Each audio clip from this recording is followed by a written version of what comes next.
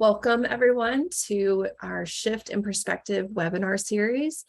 Today's topic is Advanced Marketo Performance Insights. I am your speaker today, Rachel Miller. I'm the Senior Manager in Package Technology Operations at Shift Paradigm.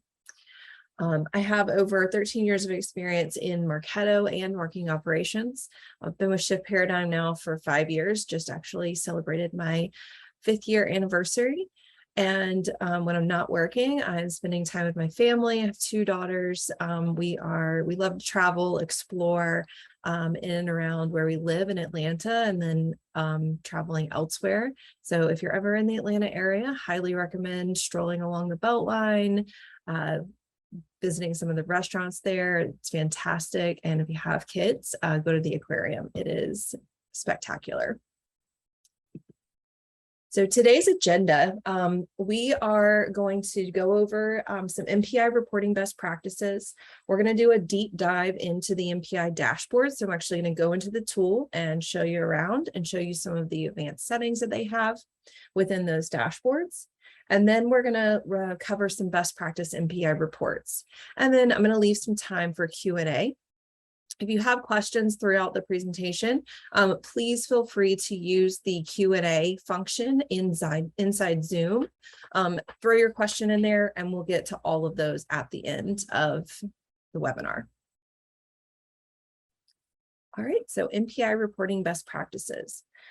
There are some setups that you want to do, and you want to make sure that you have these things set up in Marketo in order to get the most out of MPI.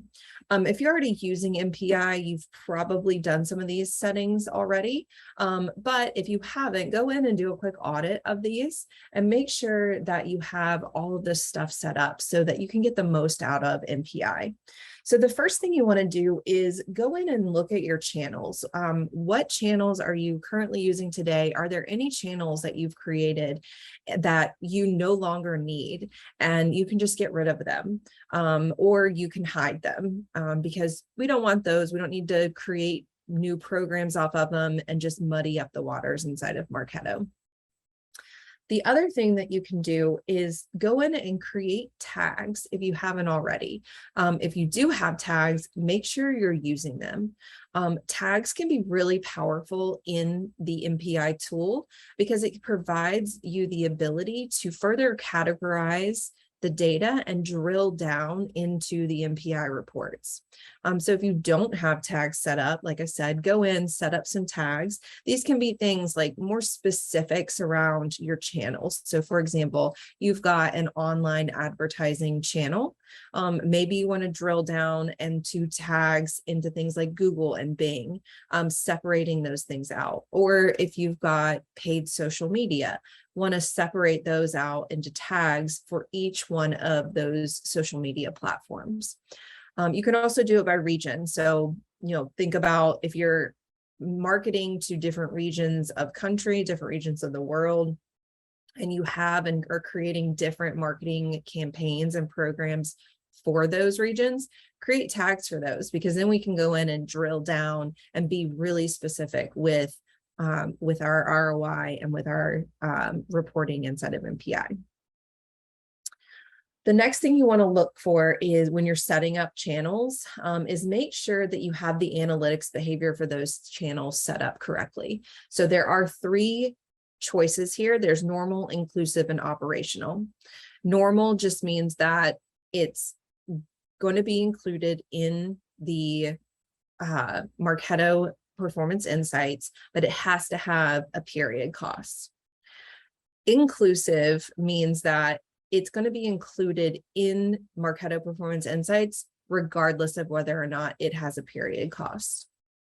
And then you have operational. Operational are going to be things like your lead scoring and your life cycle or data management programs that you have set up. Things that we don't need to report on the ROI of those. Those are just running in the background. They're operational, hence the operational analytics behavior here. Next is period cost. Period cost is very important when it comes to MPI. If you're not using period costs consistently, Make sure that's something that you have in your checklist when you're setting up programs. Make sure that you're adding period costs. You want to have that monthly cost in there so that we're going to get the ROI and we can see that return on investment of those different programs and those different channels. Then you have naming conventions. So this is just your standard Marketo best practice of making sure that you have a naming convention. This is going to make things easier to find, easier to report on. Program success. Every channel has to have a program success setup, but sometimes we forget that inside of the program, we didn't set up a smart campaign to actually change someone to that program success. So make sure that all of the programs that you're setting up, that you have that program, you have a smart campaign that is changing their status to that program success status. This is key for multi-touch attribution. Marketo sees multi-touch attribution based on those success steps. Then we have attribution settings. This is another setting inside of your admin area where we want to use either explicit or hybrid. There is another option that they have, which is implicit, but this is not best practice. Do not use implicit. Explicit means that you have opportunities with contacts on that have a contact role. That is explicit. Hybrid means that if there is a contact on the opportunity with a contact role, that it will get used in the attribution of that opportunity. If there are no contacts with contact roles on the opportunity, then all of the contacts that are associated to that account will get attribution. If you are consistently using contact roles inside of your CRM, inside of Salesforce, then use this explicit method. If your organization is, kind of inconsistent on who's using contact roles and who's not, use hybrid for now, but definitely have a conversation with your sales ops people around making sure that every opportunity has a contact with the contact role.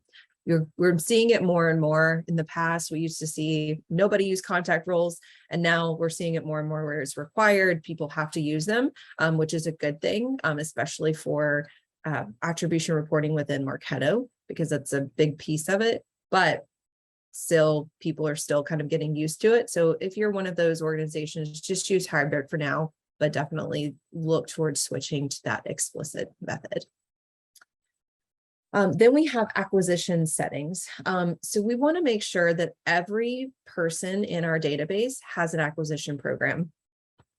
This is important for that first touch attribution reporting. If we don't have smart campaigns set up to mark someone with that attribution program, make sure you're doing that within your program setup. There are certain ways that Marketo will automatically put acquisition program on there. For example, I have a form on a Marketo landing page. It's going to automatically set that acquisition program.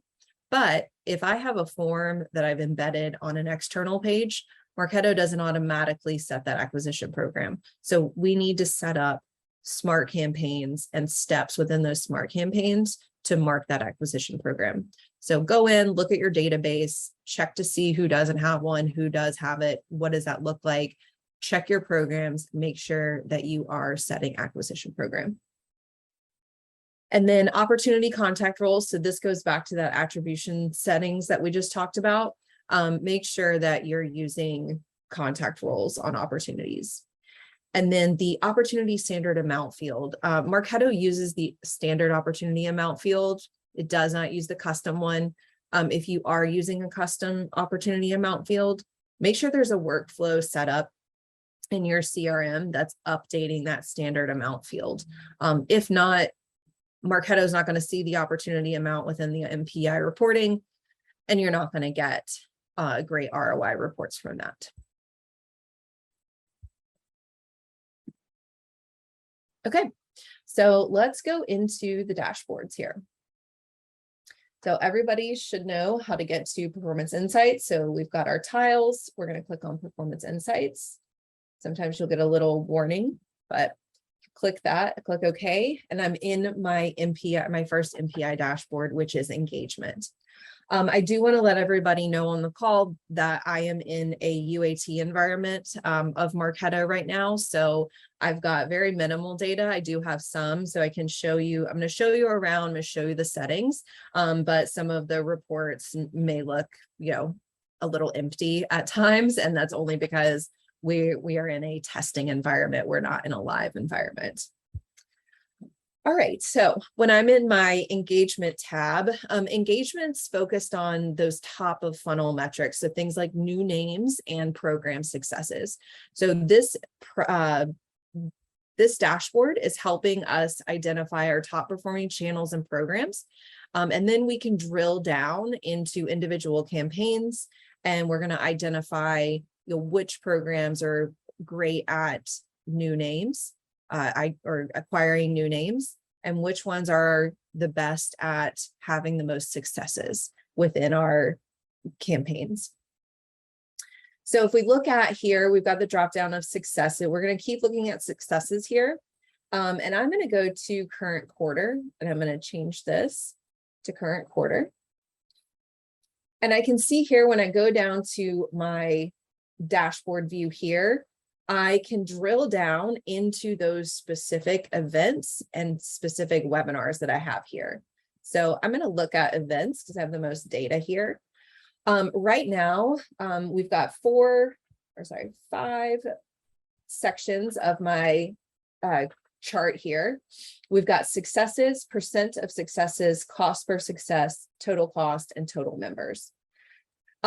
Each line is going to tell me whether I'm increased over the previous period or if I've decreased from the previous period. And we can look at that right here with our arrows. So last month, or last quarter, I should say, because that's previous period, we had 39 successes for my partner event. We went down in this quarter. Makes sense. This was a Q2 program. So makes sense that we didn't have any successes within that Q2 event when we're now in Q3. When we look at previous period here, we can actually change this setting. And we're going to go up to our settings section here.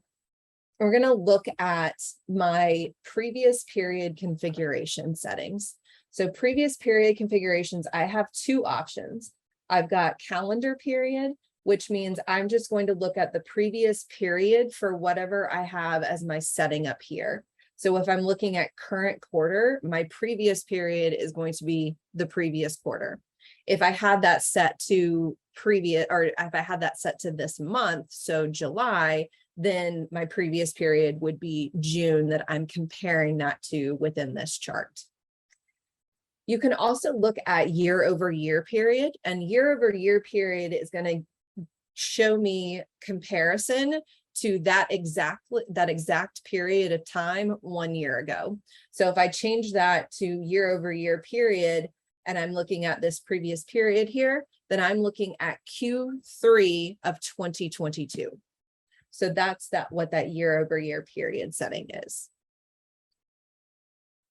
Other settings that I have here within the dashboard settings are cost period and activity period.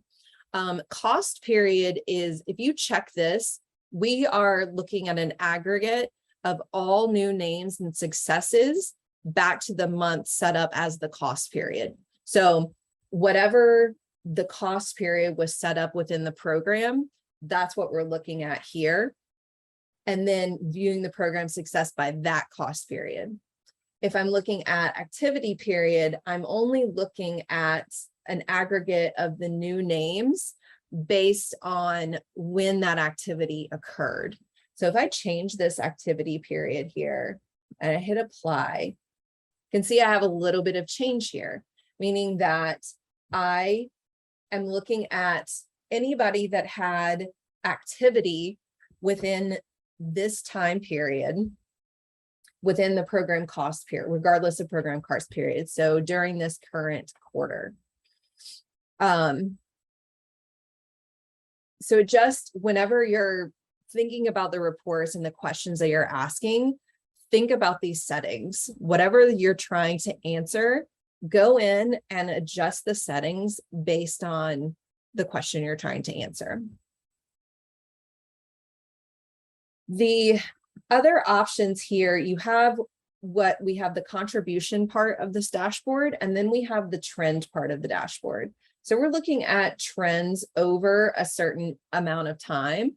So you can see this changed to a full year. So August 2022 to July of 2023. If I look at the settings here, you can see that my calendar view disappeared. I'm only looking at the program successes by. So I'm going to adjust this again. We can kind of see a little bit of that change again here within my trends. And we're using our trend dashboard to spot trends within our programs and within our campaigns. Do we see a large increase for certain channels, certain programs over a period of time?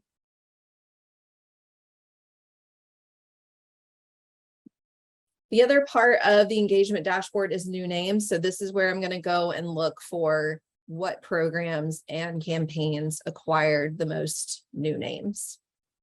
Same settings are going to apply no matter what on the either new names or successes. The settings over here are always going to stay the same.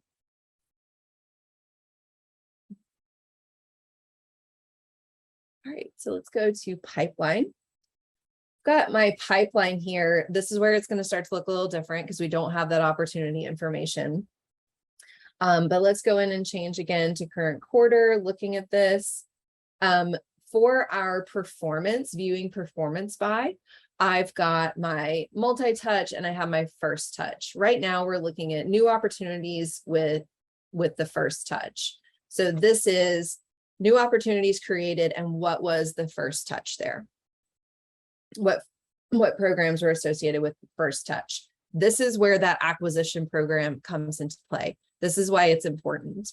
These reports for first touch are going to be useless unless I have acquisition program being tracked on my leads in my database. So if I go over to the settings here, I can see I've got a couple of different settings here on my pipeline, and this is going to be the same for revenue.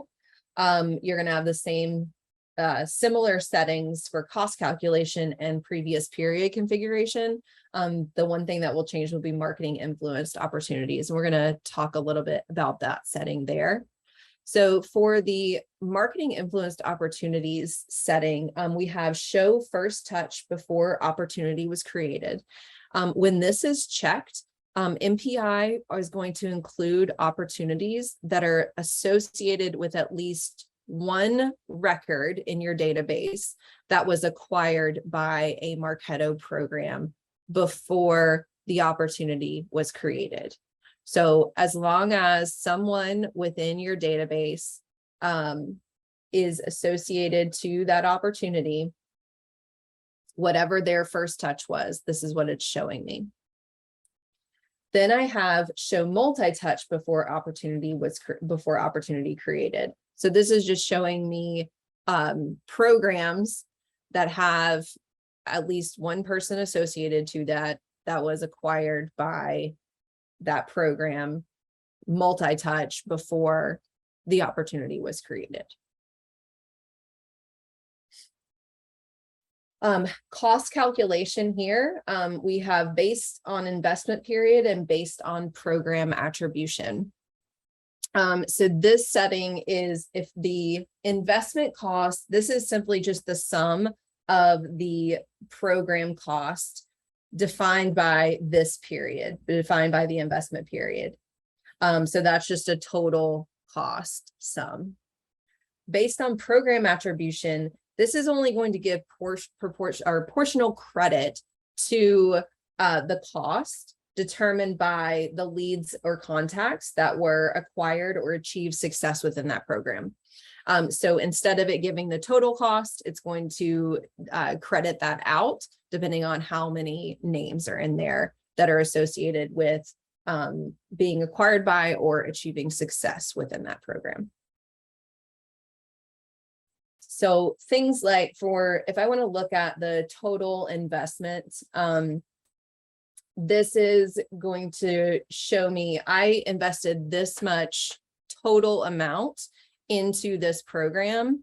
And here was my return on investment, my total investment. Based on program attribution, that's just going to show me giving me, here's the total amount that you spent on these particular records that acquired success or were a new name. And then you have that previous period configuration is going to be the same as it was in the engagement dashboard.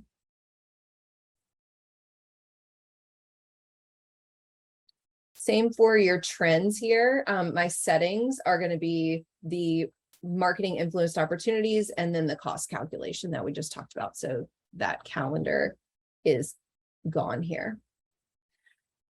All right, then we're going to look at revenue. The revenue dashboard the settings are very similar, like I said, except for I have marketing influenced opportunities before opportunity closed. So for first touch and multi-touch. So I am looking at the association of at least one record within that opportunity that was created before the opportunity closed. And then my cost calculation is the same that it was on the pipeline.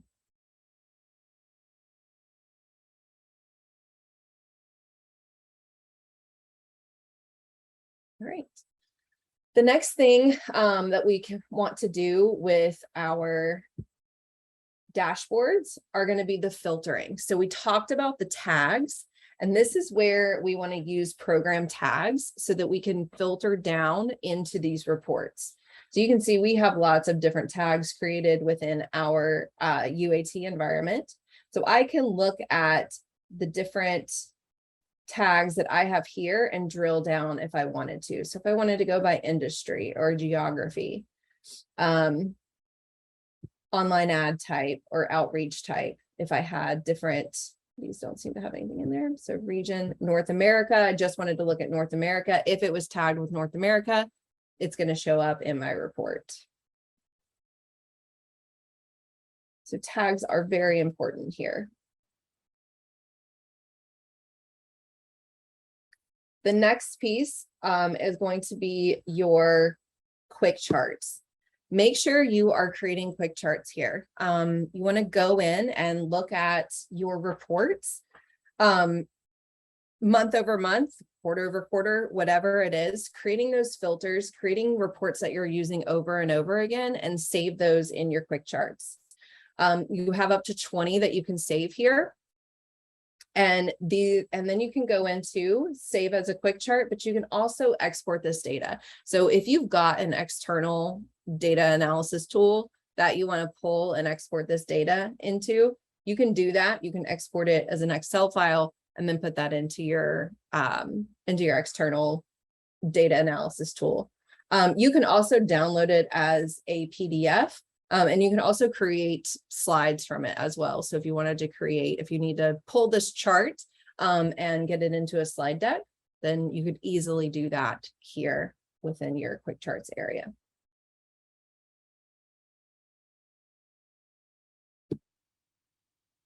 All right. Let's get back here and let's look at or talk about MPI best practice reports. These are some of the reports that we recommend to our clients that they use when they're doing MPI. So ROI by channel and ROI by program. This is going to be in your revenue tab. So you're going to go back to your revenue tab and create by channel and by program to get those ROI reports. First touch by program and multi-touch by program. Those are going to be either in your revenue or in your pipeline.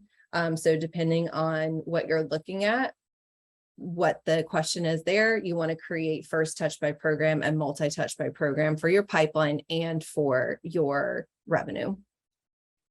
Program success by month, quarter, and year. Program success is going to be in your engagement dashboard. So you're going to create that program success. You're going to create a monthly, quarterly, and yearly view of program success. New names by month, quarter, and year. That's again going to be in your engagement. And that is going to show you the programs and the channels that are the best at creating and acquiring new names. And then your pipeline influence. So again, this is going to be in that pipeline dashboard. And you're going to pull a report looking at how much pipeline was influenced. I would recommend, doing that monthly, quarterly, and yearly as well.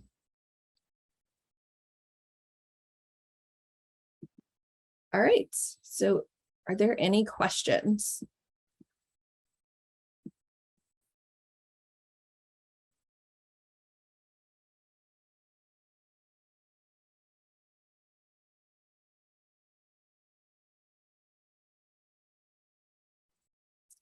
All right, first question, can I measure the success of account-based strategies in MPI? Yes, if you have certain account-based programs within Marketo, yes, you can measure those strategies. I would recommend tagging them. So use tags to tag them as an ABM program, and then you can drill down into those reports. There are also additional ABM filters if you are using the Marketo Target Account Management tool. There are additional filters within that. Right. I want to use a custom Salesforce opportunity field for revenue reporting instead of the standard Salesforce opportunity amount field. Will MPI allow me to do that? No, you would need to go in and make sure that that custom amount field is updating that standard amount field, because Marketo is using, the MPI specifically is using the standard amount field. Question?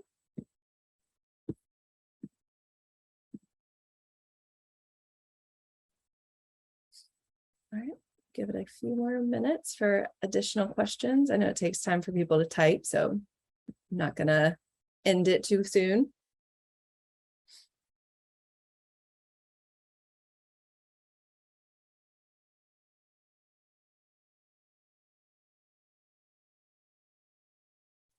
The difference between MPI and Advanced Report Builder. Advanced Report Builder is an additional tool inside of Marketo, obviously. That is just allowing you to create your own reports. MPI's gives you that dashboard view, and you have the filtering capability, but you're not able to pull in different data points. You kind of are set to a certain set of data points there within MPI. So the Advanced Report Builder is just going to allow you to build your own custom reports a little bit easier than you can with MPI.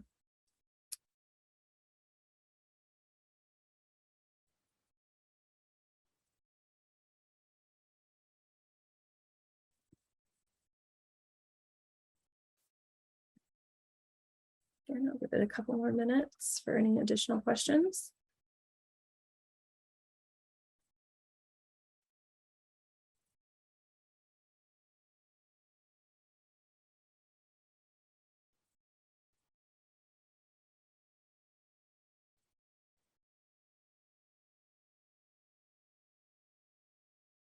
All right, next question. We are running a multi-channel campaign for a new product launch. How can I view the performance of this campaign across the different channels in one place? Great. Okay. Yeah, so you can certainly do that within MPI if that is, if you're looking for engagement, pipeline, and revenue. You can certainly do that within MPI, and you can filter down into that. So if you want to tag it with multi-channel campaign or new product, if you're tagging it, again, that's where tags are super important. You can go in and tag those and with that new product and compare all the different channels that you're using. So if you're opening up MPI, it's obviously pulling all those different channels in there. So it's a really great tool to use to look at all the different channel performance across those multi-channel campaigns. I definitely recommend tagging.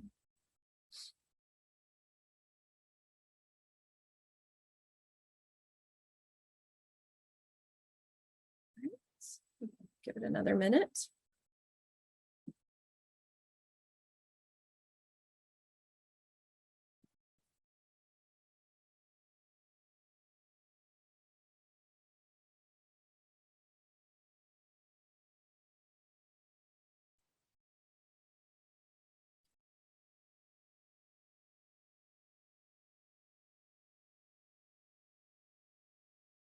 All right. And if you have any questions that come up, or you think of anything after this, please feel free to reach out to us. We are here to answer and to help you figure out this tool. So let us, please don't hesitate to reach out. And then our webinar series is continuing. So our next one is going to be July the 18th. It's going to be hosted by Beth Corby, and she is going to be covering that target account management feature inside of Marketo. So if you have that feature and you want to learn how to use it better, join the session with Beth. All right. Thanks everybody for coming today. Appreciate it. And hopefully we'll see you at the next one.